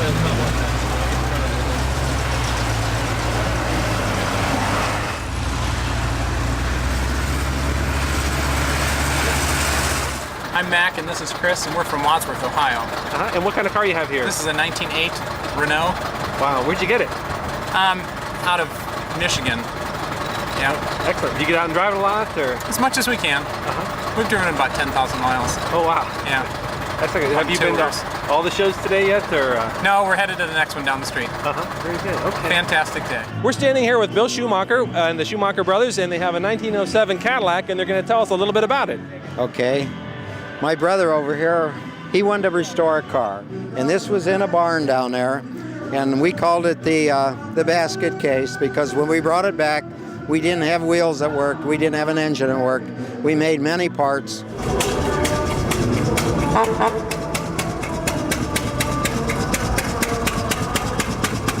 We're here with Don Wassel from Massillon, and he's got this beautiful 1958 Buick Super. And the 58 Buick is a it's a Series 56R, which stands for Riviera.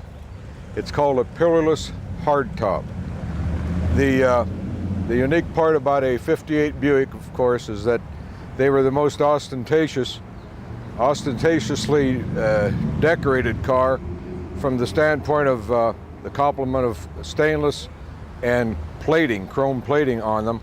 They're noted to be the most heavily chromed and stainless steel addressed car that Buick built. The car will perform easily up to speeds of in excess of 100 miles an hour, and of course it's extremely heavy, so consequently it does handle quite well and holds the road. They call them the Queen Mary of the highways. It's sort of like driving a battleship down the road. Yeah, here we are still at the Massillon car show, and here we are back with Cecil Joseph. We taped his car back at the show in Canton in February, and this is about 3 or 4 months later, and it's a beautiful sunny day outside, and he's got his truck parked out here, and I said I bet people have been coming up all day long. All day long, yeah. It draws a lot of attention because it's different. Oh, yeah. It's not a car, you know, and it's different. Yeah, you drive it standing up. And the clutch and the brake is all on the same pedal. Driving it, there goes Cecil Joseph, driving his Farm Fresh Divco truck. You drive it standing up, of course.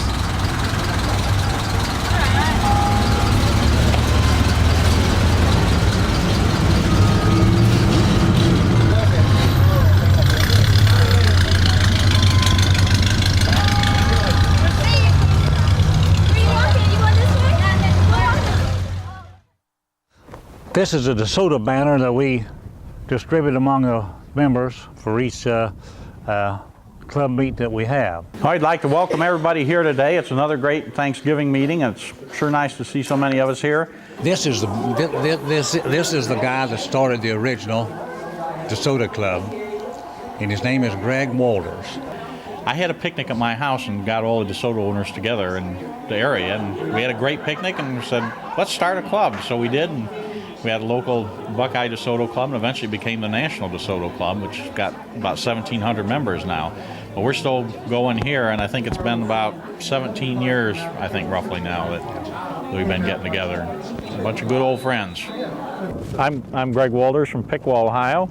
And this is a 56 Fire Dome sedan that has been in my family since new. It's a lot of road grime and a few little icicles hanging down on it because we drove out here and had to drive through some snow today, even though it's melted off here now.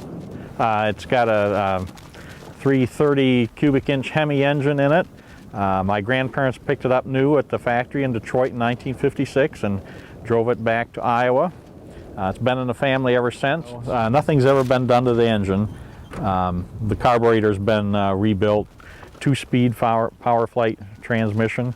Nothing's ever been done to the interior. It's still all original. It's fortunate that it has a rubber steering wheel. That was the plainer model. The plastic ones are usually cracked and falling apart, so the fact that they got the cheaper model of steering wheel means that the steering wheel's still in good condition and with us today.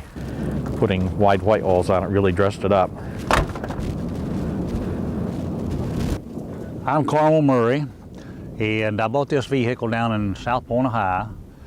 And the guy was getting ready to make a street rod out of it, and I eventually talked him out of it. So I ended up with doing the restoration of it. The two tail lights you see in the back, the one on the left is standard. The one on the right, I had an Amish boy to make the holder, and I put a historical plate on it and the original plate on the other side. The extra headlamps you see in the front was put on for driving safety, which we drive it some of the night, and the seal beams work real good on it. And the other big lamps on it looks like an open lantern, not much light to them.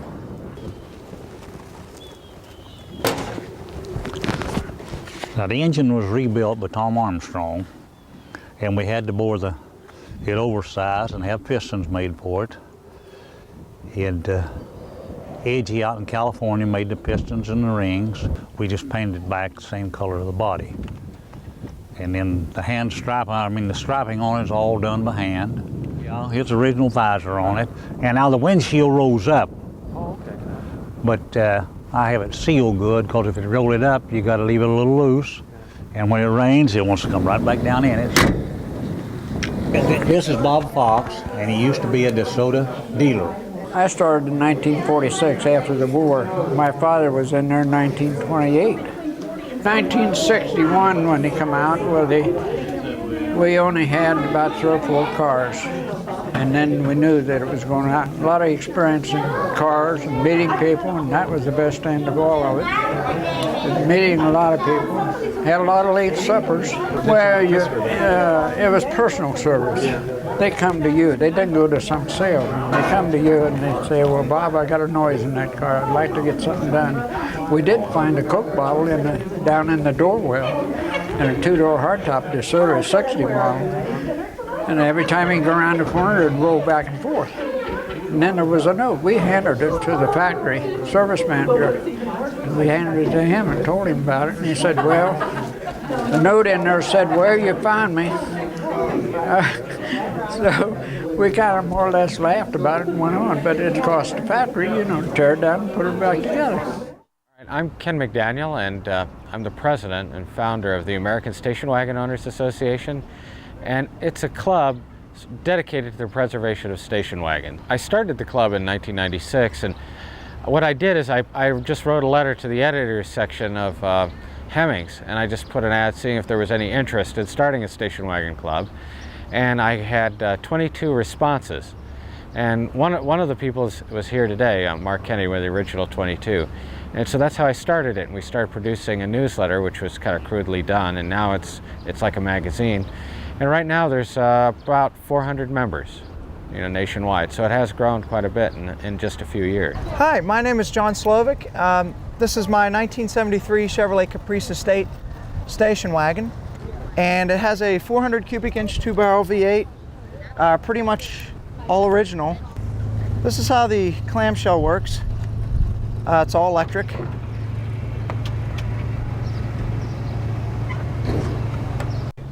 This is the estate model, so I'm assuming this was an option on it at the time, the electric gate. Hey, my name's Joe Wheat. I'm from Pittsburgh, Pennsylvania, and I've had this 53 Pontiac since, around 1978. Now, I have a number of Pontiacs. I like the early 50s cars with the straight 8 engines. The 6-way seat, which is unusual. It's a mechanical seat, but it basically adjusts just like a power seat.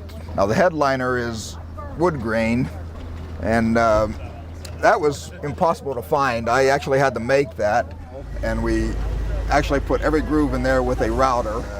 Took quite a bit of time, but it was well worth the effort, I think. I'm Pat Ertl, and we're here at the first annual Vintage Truck Magazine Antique Truck Show. We're going to have this show every year on Father's Day weekend every year here at Young's Dairy in Yellow Springs, Ohio. My name's Dan Ellerding. I'm from Jamestown, Ohio. I found this 1922 white truck about 7 years ago. It was a Cincinnati delivery truck, Eco Coffee and Spice Mills. I've done a little bit of work to it, but I've got more to do. But it has a lot of nice old original wood and so forth on it.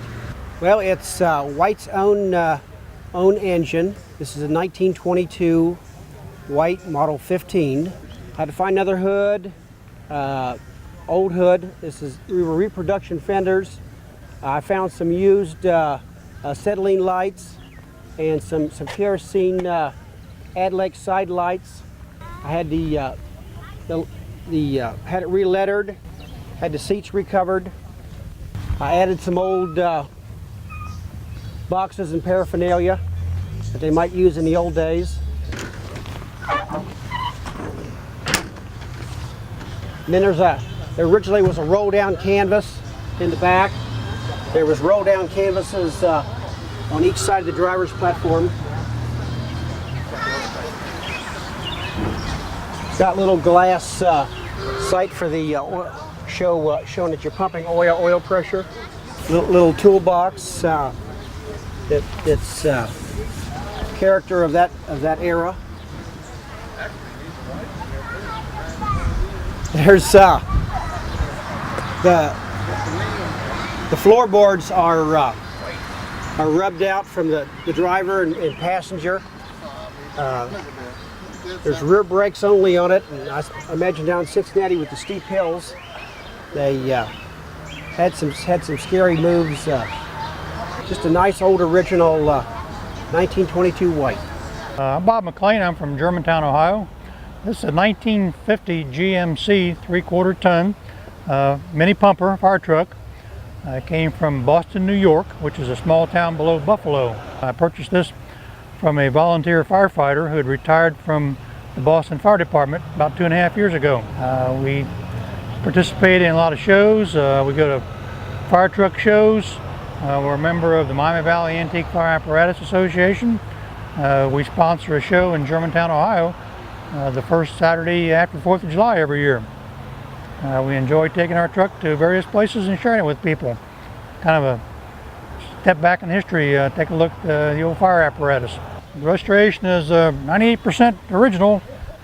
I traced the lettering and the gold leaf, and then that was duplicated. It was a ground-up restoration. The restoration was sponsored by my wife, Rachel. She wrote the checks. And it went way over budget. And she said they went way over budget. I'm not in charge of the budget, so she would know that. Okay, I'm Ken Robinick out of Louisville, Kentucky. This is a 1936 International. It's a 1.5 ton, they call it a C30 International truck. I purchased the truck in pieces. There was an ad in one of the newspapers, and my son saw the ad, and we went over and looked at it. And the truck was in a storage garage. There was a frame sitting there and barrels of parts. And that's how this truck started. And it took me a while to figure out what type of body to put onto it. And I went to a swap meet, and this body was at the swap meet. It came out of Kansas. It's a Columbia tank, approximately 400 gallons. It's a 3-compartment tank built in about the 20s. The 1929s, early 20s, 29s, the tanks were just this assembly here. This is kind of a compartment for storage. And in the 30s, they start putting in these side containers for putting oil cans on and for storage. The tank was a motor oil delivery tank, so what you would do is deliver the motor oil to the service stations and fill up 5 and 10 gallon cans. Then they would go and dump the oil into a lubester, which is, this is before the time of buy a can of quart of oil. You had a glass flask, a glass like mason jar, you filled it up with motor oil, and this is the way they sold the motor oil in that period of time. Your metal handles here for operating the valve, and then when you put 5 gallons of gas, you go with your high-tech computer, and that turns it to 5 gallons. I restore gas station memorabilia, and I've been restoring some Gulf oil gas pumps, and that's how I kind of got the idea of going to a Gulf oil truck. And plus, with the oil trucks, you have such great color schemes from Sunoco, Gulf, Mobil, and that makes it a lot of fun. The cab was in pretty bad shape. I had to redo all the wood of the cab. These trucks have a wooden frame, and then the sheet metal is on the wooden frame. The engine is a 6-cylinder flathead. Very popular engine for International. They had an engine called the HD 233 cubic inch. Yeah, they're a lot of fun to restore.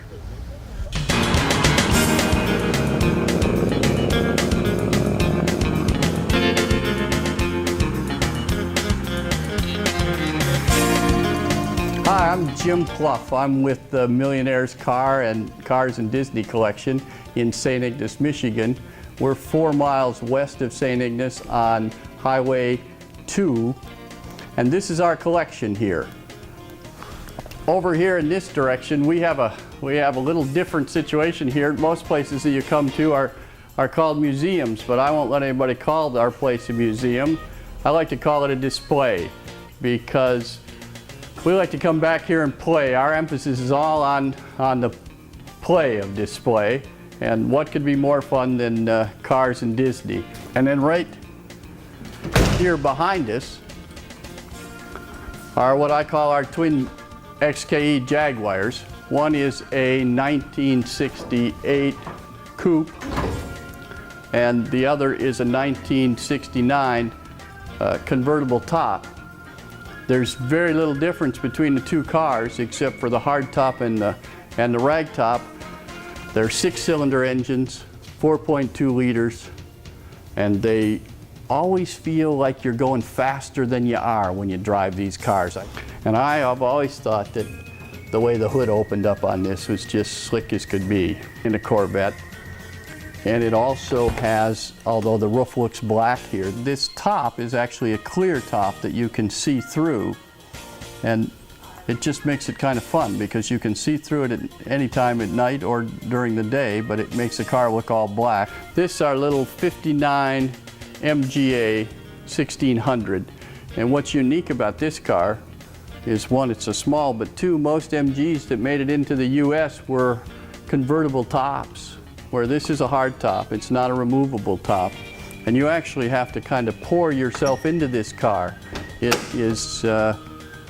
doesn't look like it has a lot of room in there, but I'm 6'2", and if you just sit down, duck yourself in, once you get your head in here, there's enough headroom, and then if you just grab one leg, you grab another leg, pull it in here, and away you go.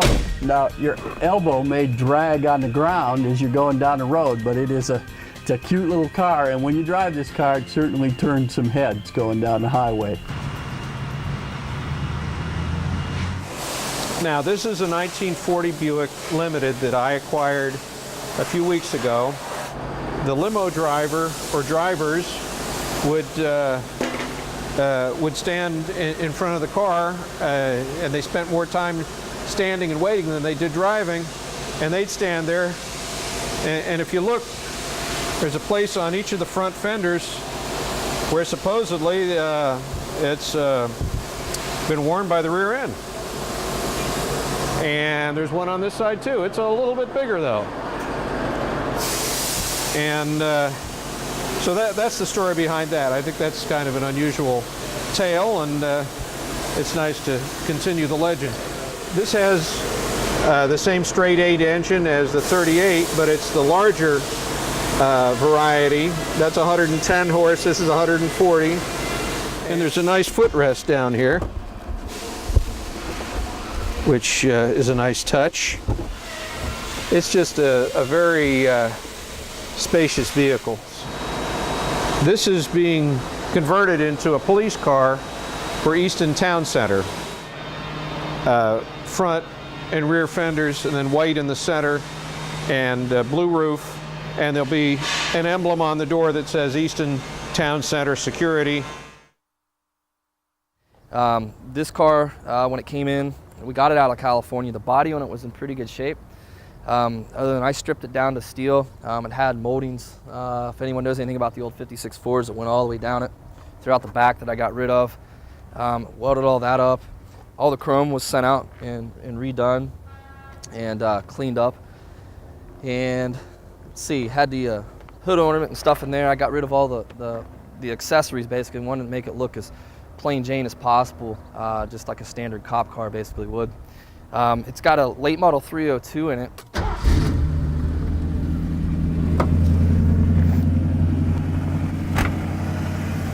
Like I say, it's a late model motor. It's got the serpentine belly belt pulley system set up on it.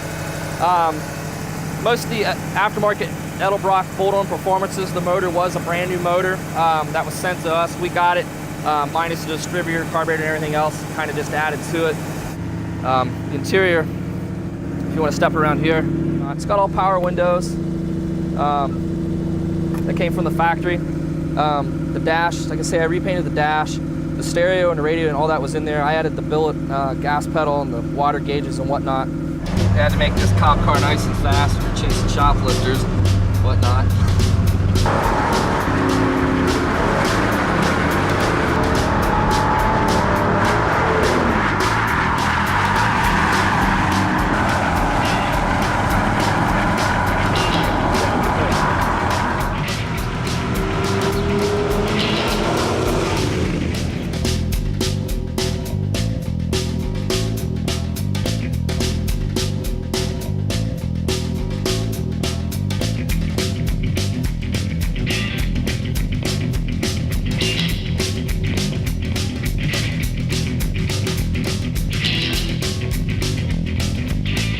Hi, we're here at the Mid-Ohio All-Ford Spring Swap Meet. As you can see, it's a beautiful spring day. Come on, let's go look at all the cars we have to see. Hi, we're here with Jerry Gruber, and he owns this beautiful vehicle next to him. Why don't you give us a little background on your vehicle and what you've done to it? It is a 1949 Ford Club Coupe, which is hard to come by. It's got the original flathead engine in it, 3-speed overdrive that works. But we still had a real good turnout. We're probably going to be somewhere around 22,000 people overall. And we have a little over 600 vendors. We have 4 buildings here. It's all indoors. They're all heated. I'm here with Jeff Johnson at the Chrysler Classic Car Show in Columbus, Ohio. Jeff, why don't you tell us a little bit about how you put all this together? Sure, this is our 8th year. We've done just a Chrysler product only swap meet in cars for sale. There's general swap meets all across the country going years back, but not too much stuff just for the Mopar owners. So we put these together. After 8 years, it's been quite successful. We're in Mopar country. Dodge Highway. This truck here is owned by Dave Wheeler from right here in Ypsilanti. These two Renaults need to report to the lost and found area. You're missing your radiators. We've got a 1908 AG Roadster here in the front. 4 Imperials here that we'll pull in together as a group. And you're actually sealed inside there, sir. There's no way out, right? It's just absolutely an incredible, incredible car. It's a 33 Auburn, and it's strictly for fun. It's not a practical car. It's only a 2-seater. It's got this boat tail. It's easy to get in and out. Easy to get in and out of. Yes, we can see that. My name's Bob Reiser from Jamestown, Ohio. This is our 4th annual AMC show, and we have Nash, Hudson, Javelin, Pacer. We have all the AMC cars here. But the show here showcases everything from Corvettes to, I even saw a couple Ferraris running around here today, and there's even a Ferrari for sale over here. Here at the show, you'll find everything from the more common Chevys and Fords to a rare 1955 Cadillac station wagon. My name's Wayne Turner, Dayton, Ohio. And what's kind of special, really, the most important thing historically is that they're the only wagons built that are Cadillac wagons that were really done with the factory's involvement. The fundamental concept to a swap meet, which is helping people transact, buy, sell, or trade. That's really what the old car hobby is founded upon, and it's a great thing. And they had a lot of Corvettes at the auto show too. Here's a 55 Corvette. Here's Harley Earl's 63 Vet. Beautiful 65 Stingray. 66 Corvette. 67 Corvette. 68 Corvette. Bright yellow 1986 Corvette. 97 and 98 Corvettes. 2000 Corvette. The Vet of today. Another one of the displays they have here at the Railway Museum is some early dress. As it points out here, it says when one traveled in the early days, one always dressed up. And then the head of that track is the newest engine in the museum and one of the best because it would probably run. It's the first nickel plate GP30. And it was one of the last engines bought by the nickel plate before the merger. Now Willard was a very unusual place because it had one of the very first mechanical ice machines. Hi, my name is Laura Laws and welcome to Henry Ford Museum in Greenfield Village. Right here what we're looking at is a cutaway chassis of a Model T Ford. You can see one of the early Benz cars right there. Mr. Benz actually credited with the invention of the internal combustion engine. Right here is our Duryea, which is the first mass-produced car in the United States. 13 of these cars were produced. There's only one left, and we have it right here. This is our 1925 Pierce Arrow aluminum car. It's made out of aluminum. And this is our Liberty Mutual Survival Car #1, built in 1957. Many of the safety features that were put in this car you see on your cars nowadays. This is our 1952 Wienermobile. These are some of our steam traction engines, and how they worked is this flywheel right here would have a big belt around it. It would be attached to a threshing machine. Most of the time I tell people they need 2 days to come here. 1 day for just the museum, and the next day for Greenfield Village. Okay, that's about all we have for you today. We're so glad that you came out to see us. Please come and visit us in person. We have a lot more to see.